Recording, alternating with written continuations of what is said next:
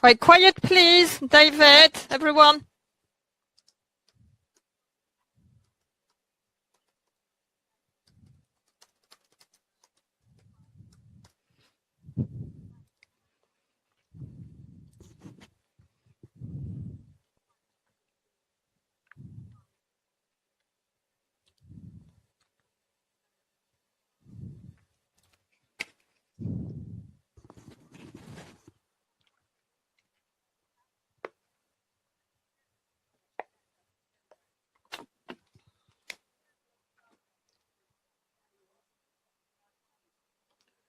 Can you be quiet? I can't hear two things at once and interpret as well, love. I'm sorry, I'm not a genius, you know.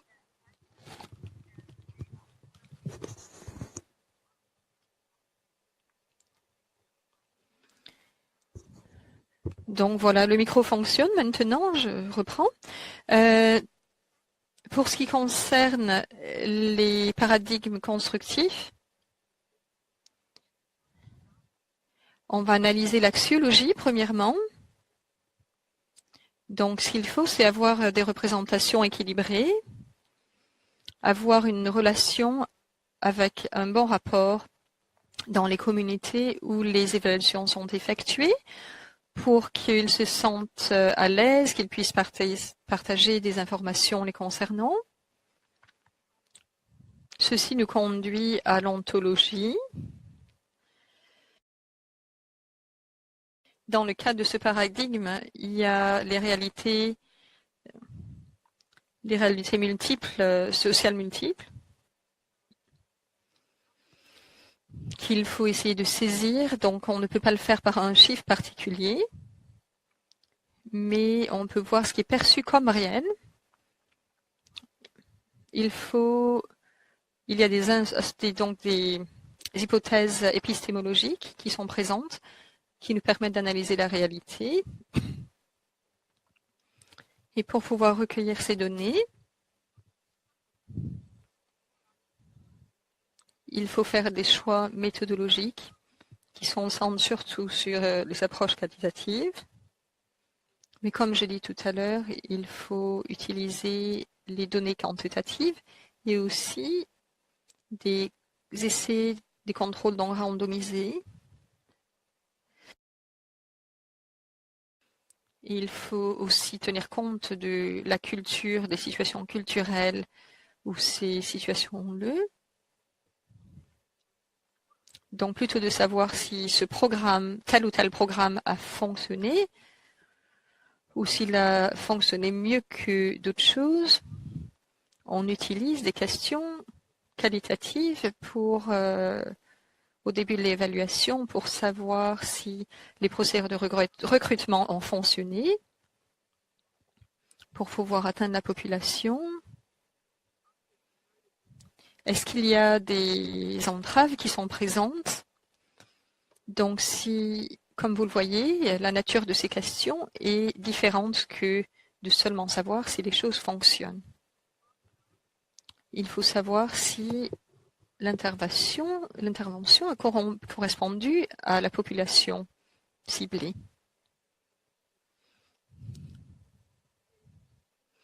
Donc il faut voir si cette intervention a répondu au contexte, à la culture, et il faut aussi recueillir des données pour voir si elle correspond à la culture et au contexte.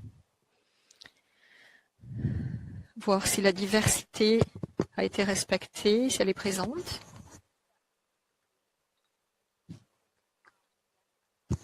La diversité peut être basée sur la race, l'ethnicité, le sexe, le statut économique, les préférences religieuses, les orientations sexuelles. Et pourquoi une section de la population a été mise de côté, si ça se produit. Et appliquer cette pratique dans le système de recrutement.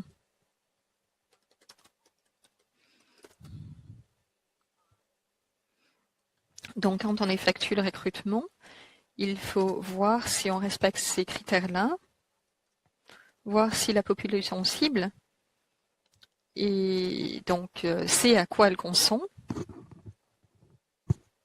et voir si les participants acceptent les résultats de la randomisation. Je pense que c'est des questions importantes qu'on doit poser en tant qu'évaluateur parce qu'elles nous donnent un aperçu sur la résistance et la justesse des contrôles qu'on effectue, de leur conception. Certaines conceptions sont utilisables, mais est-ce qu'on comprend vraiment comment les participants vivent telle ou telle situation? Donc, c'est des questions qu'on peut se poser du point de vue qualitatif et on peut les intégrer avec d'autres méthodes qu'on utilisera dans le cadre d'une conception plus étendue. Donc, comme vous voyez, il y a 4 étapes dans le cadre de l'évaluation qui ont été conçues en 2011. Et la question était de savoir pourquoi les femmes n'utilisent pas les programmes de mammogramme et les programmes de dépistage du cancer du sein. Donc il y a plusieurs études quantitatives qui ont été faites et bien que ces programmes étaient gratuits, les femmes concernées n'ont pas utilisé cette opportunité de suivre ces programmes. Donc on a analysé la raison pour laquelle donc elles n'ont pas participé, ce qui est important pour elles.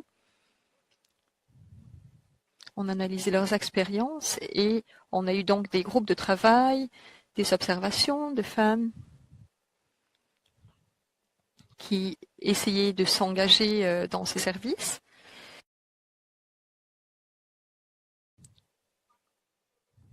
Donc les données quantitatives ont été utilisées et ensuite la théorie a aussi été utilisée. À un moment donné, donc, ces femmes ont dit comment on peut utiliser ces choses-là dans le cadre d'intervention. C'est ce que les organisateurs ont dit en tout cas. Donc, il s'agissait de savoir quelle était l'entrave, qu'est-ce qui les arrêtait, donc pourquoi elles ne participaient pas à ce programme. Donc, on a effectué des essais randomisés. Ça a été effectué avec une théorie, dans le cadre d'une théorie qualitative. On a analysé les mammogrammes qui ont été pris jusqu'à ce moment-là. Ensuite, il y a eu l'observation des interventions, des entrevues, des études. Et la 4e étape a utilisé des analyses de changement de comportement, des analyses quantitatives à la suite des tests.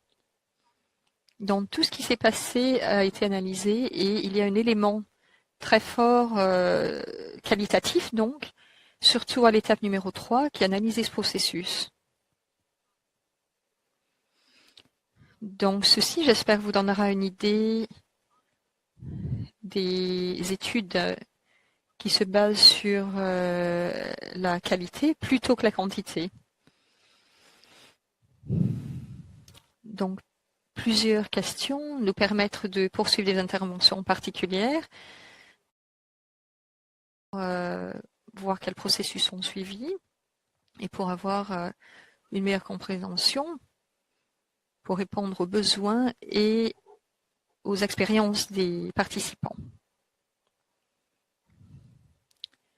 Je vais vous parler maintenant du paradigme transformatif qui peut aussi être basé sur la qualité.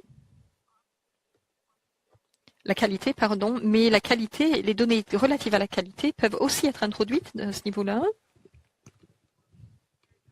Le paradigme transformatif concerne en fait surtout les communautés marginalisées qui ont dit que même si le travail qualitatif avait été effectué, elles ne pensaient pas qu'elles étaient représentées de façon juste. et que ceci devait avoir lieu pour qu'elles perçoivent ce programme de façon positive. Donc ceci encourage ce concept, donc encourage l'aspect culturel, donc c'est quelque chose d'important. Et on a donc demandé aux évaluateurs à poser cette question. Donc de savoir comment puis-je concevoir mon étude pour qu'elle soutienne les droits humains et la justice sociale. Et aussi, qu'est-ce que je donne à la communauté sur laquelle je recueille des données. Et ce qui est important dans ce qui a été réalisé, c'est qu'il faut redonner ce qu'on a pris, pour ainsi dire, pour que les gens aient le sentiment que leurs droits soient respectés dans les communautés dans lesquelles ils vivent. Donc la réalité est un petit peu différente à ce niveau-là par rapport aux questions du pouvoir. Il y a diverses versions de la réalité, donc les participants proviennent de divers milieux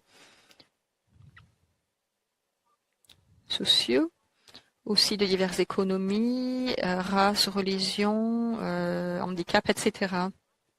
Et notre travail en tant qu'évaluateur est de concevoir des études qui fournissent des questions réalistes qui prennent compte de plusieurs réalités. Il faut donc inclure ces diverses réalités pour préserver le statu quo et nous permettre de respecter les droits humains et la justice sociale. Pour ce faire, il faut être conscient de comment on aborde ces questions du pouvoir, aussi des liens interactifs avec la société.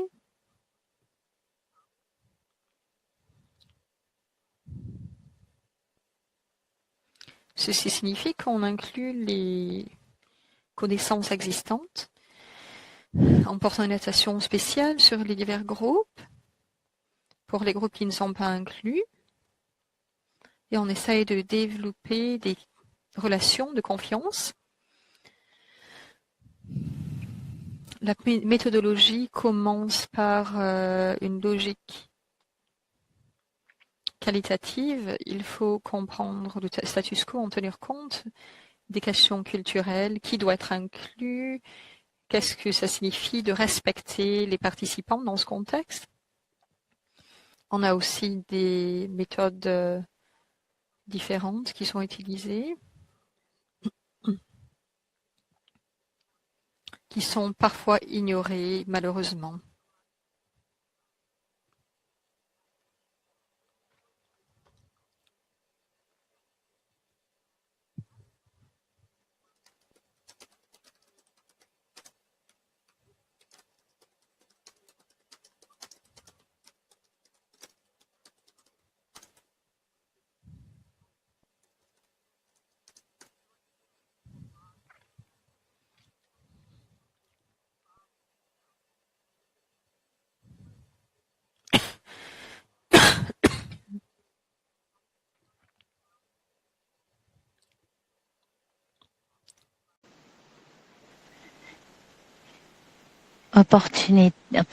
Quels sont les risques que ces changements impliquent? Donc vous voyez que ces questions proviennent d'une observation. Nous cherchons la transformation sociale. Alors, qui est-ce que nous incluons dans le groupe des parties prenantes, le gouvernement, la société civile? Si nous faisons cela, il y aura davantage de possibilités d'avoir de durabilité concernant ce que nous évaluons. Et ce sont des questions importantes à prendre en compte. Ce sont des questions simples. Et donc, on peut maintenant examiner les principes principaux, disons, de ces évaluations de méthode mixte.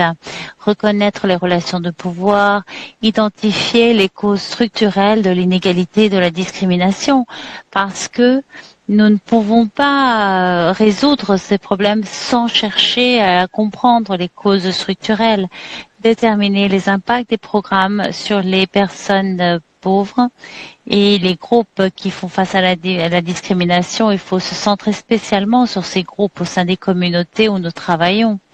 Impliquer des processus participatifs et réflexifs et reconnaître les droits humains et l'égalité et les obligations de ceux qui offrent les services, disons, les organisations financières, etc. Nous cherchons la réalisation progressive des droits humains et de l'égalité de genre.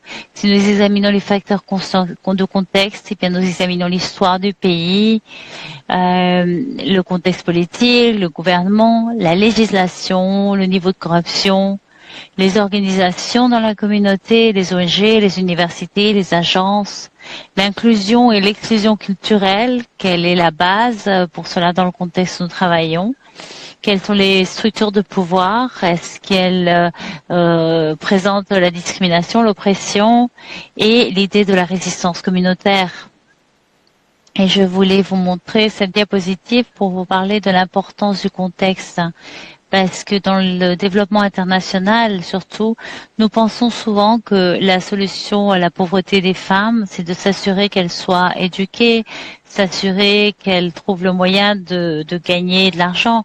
Et ce que je voulais dire, c'est que ce n'est pas une mauvaise idée, mais elle doit aussi être prise en compte au sein d'un contexte. Et nous voyons ici au Kyrgyzstan que les femmes, en fait, reçoivent davantage d'éducation, mais elles obtiennent des occupations qui ont des salaires plus petits. Donc, en général, elles gagnent 2,5 fois moins que, disons, les occupations traditionnellement masculines.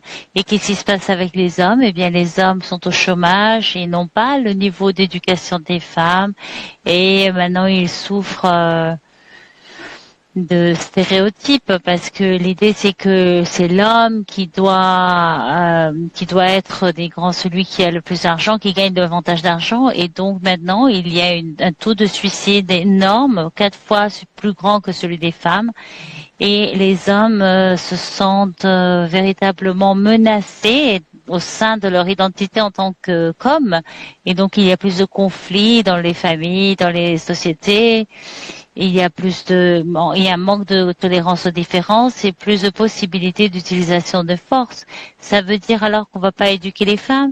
Non, bien sûr que non, mais il faut comprendre quelles seront, disons, les conséquences négatives afin de comprendre bien le contexte, parce qu'alors on peut déterminer véritablement ce que l'on peut ajouter, disons, par exemple ici, dans ce stéréotype qui menace le statu quo. Parfois, les solutions sont plus culturelles qu'elles ne le sont économiques. Et dans le contexte, on peut parler des problèmes de la capacité des organisations. Nous pouvons aussi analyser les besoins, la pertinence des services actuels et de la structure de ces services et voir comment ils peuvent être modifiés. C'est très important aussi l'évaluation transformative de justice sociale. Il faut utiliser les équipes pour identifier les groupes d'action communautaires et comprendre l'histoire de leurs efforts. Il faut identifier les leaders existants au niveau formel, informel et au niveau potentiel, parce que nous savons que ce sont eux qui vont mener le changement. Il faut identifier aussi les écarts, enfin les lacunes dans les communautaires, mais aussi leurs besoins, aussi leurs force et comprendre la population cible afin de véritablement avoir une crédibilité et impulser, disons, les activités du projet grâce à la rétroaction communautaire. Et ici, il ne s'agit pas de comment est-ce que le programme fonctionne, mais aussi comment nous comprenons le contexte et l'expérience qui sont autour de ce programme afin d'obtenir de meilleurs résultats.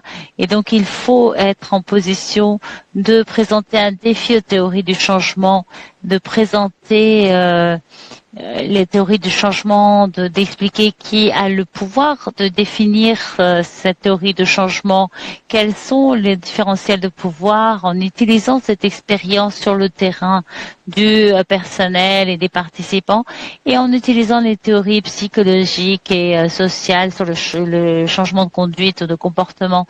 Un autre exemple, voilà un programme de prévention au Botswana sur la prévention du VIH/SIDA.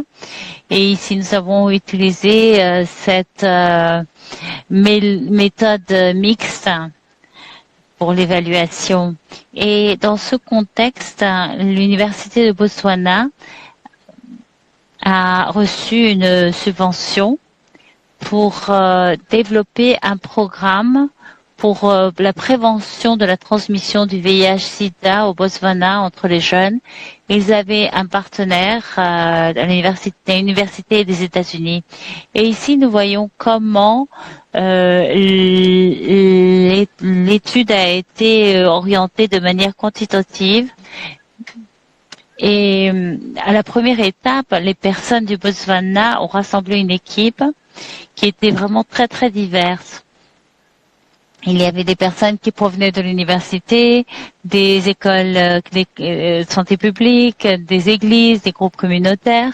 Ils ont lu des documents, ils ont participé à des dialogues et ils ont senti qu'ils arrivaient à identifier des données importantes dans le contexte. La deuxième étape a été de recueillir des données quantitatives, de visiter les communautés et de parler aux jeunes sur l'importance du VIH/SIDA dans leur vie.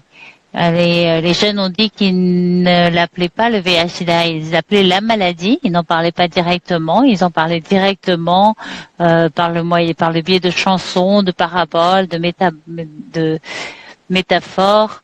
Et c'est devenu quelque chose que l'équipe a pu analyser et dire bon, alors qu'est-ce que ça veut dire, que veut dire cette maladie dans cette communauté?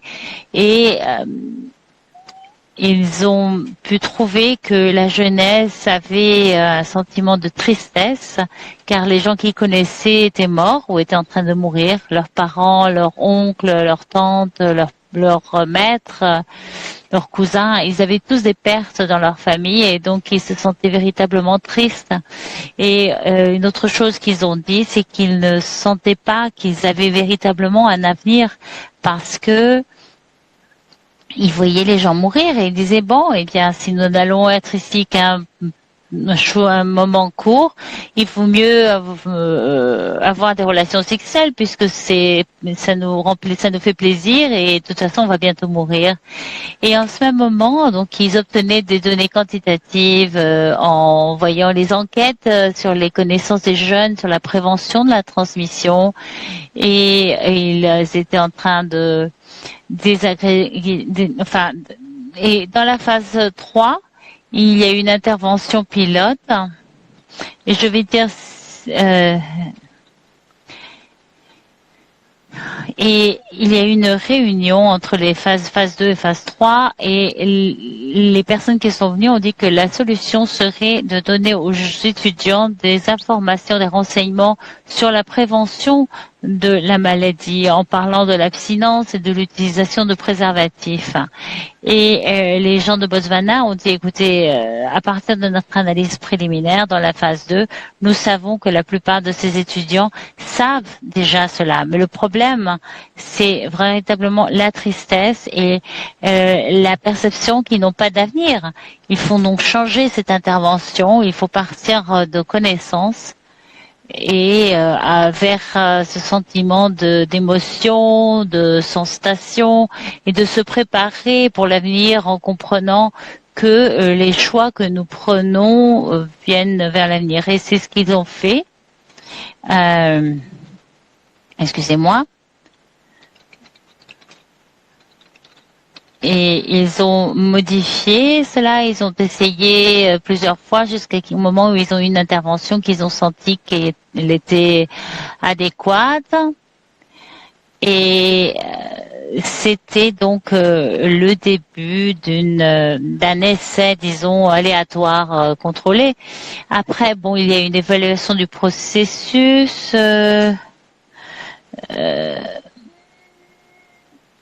Et il y avait aussi il y avait aussi des questions quant à l'utilisation des renseignements.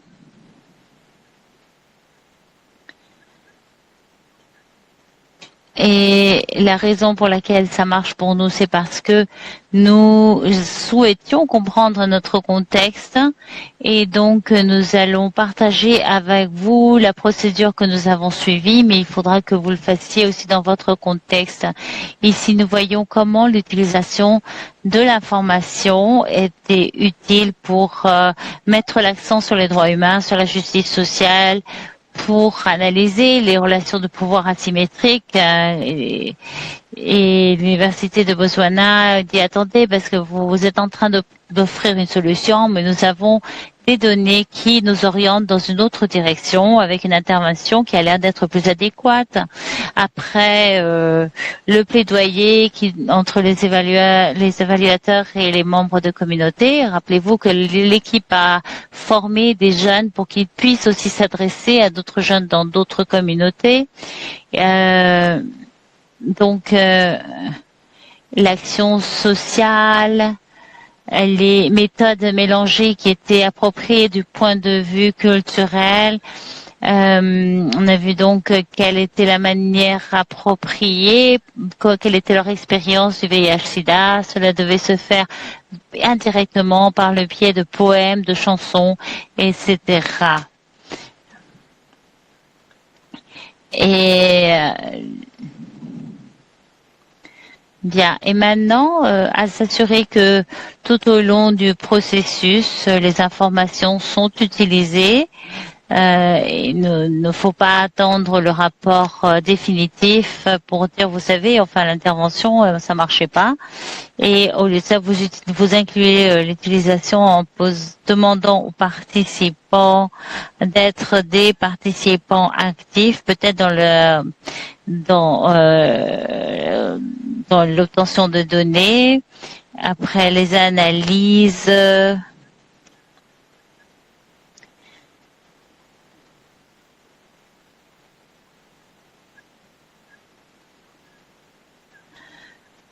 Et en conclusion, l'étude a demandé beaucoup de courage. C'était des méthodes mixtes et l'utilisation d'équipes est très importante et le développement des capacités est très important. Et cela conclut ma présentation. Maintenant, je vais demander au modérateur s'il y a le temps de répondre à quelques questions.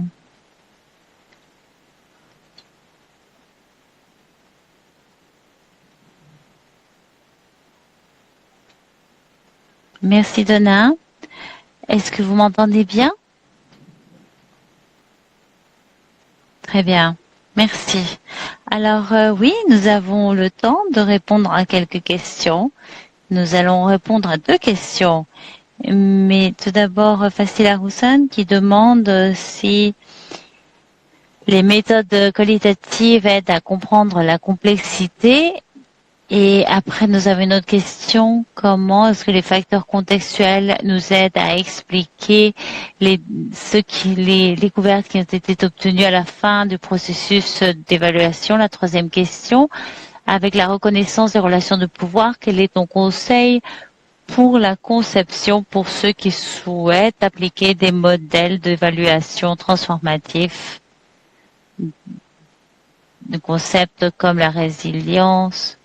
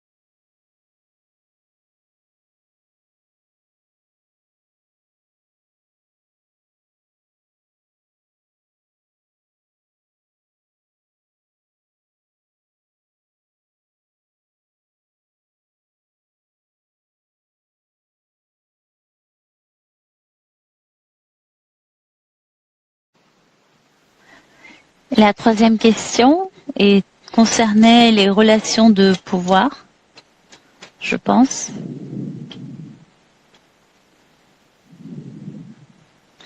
Bon, alors la reconnaissance des relations de pouvoir. Non, mais ça bouge. J'ai perdu la question. Bon, je pense qu'il faut commencer par l'utilisation de principes pour une bonne évaluation. Je sais que l'association américaine d'évaluation, l'association australienne aussi, le groupe latino-américain, ils ont tous leurs principes, même l'association africaine aussi les a. Et dans ces principes, nous trouvons le besoin d'inclusion des parties prenantes de manière respectueuse et appropriée. Et si nous allons réaliser une évaluation adéquatement, alors il nous faut rajouter les mécanismes concrets pour ce faire. Et donc, je commence par la notion que nous souhaitons faire une bonne évaluation. J'ai pas eu de clients qui disent non, nous on veut une évaluation médiocre. Je crois que personne n'a jamais dit ça. Mais si vous souhaitez une bonne évaluation, eh bien alors il faut voir quels sont les standards qui définissent une bonne évaluation. Et il y a donc d'abord l'inclusion adéquate et respectueuse. Ajouter l'utilisation des informations parce que c'est l'un des critères principaux pour une bonne évaluation. En le faisant de cette façon, nous ne sommes pas en train de dire que les voix des gens puissants ne sont pas importantes. Elles le sont, puisqu'ils sont un groupe représentatif des parties prenantes, mais ils ne représentent pas toutes les voix. Et donc, si nous disons que en incluant davantage de voix, cela améliore la qualité de l'évaluation et que cela peut se faire de manière à réunir les voix avant que l'intervention soit complétée, alors nous pouvons dire que l'intervention en soi a un potentiel plus élevé de répondre aux besoins de la communauté. Comme avec l'exemple du Botswana, si un plan d'études fondé sur les connaissances avait été utilisé, cela aurait été une dépense de temps et parce que ce n'était pas la raison. La raison, ce n'était pas un manque de connaissances, mais la tristesse et la croyance qu'il n'y avait pas d'avenir. Alors, il y a des standards pour les bonnes évaluations et pour les valeurs. Et après, en ayant l'utilisation des conseils, peut-être qu'il y a aussi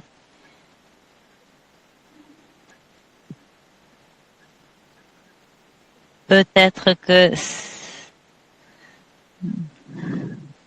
nous essayons de faire ça en recueillant des renseignements à partir des différentes perspectives.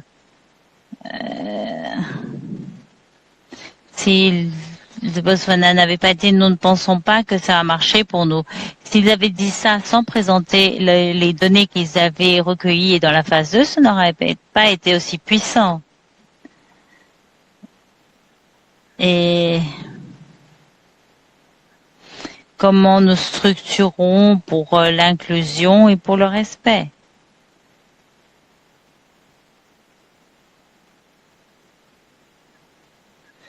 Et maintenant, je donne la parole à notre modératrice.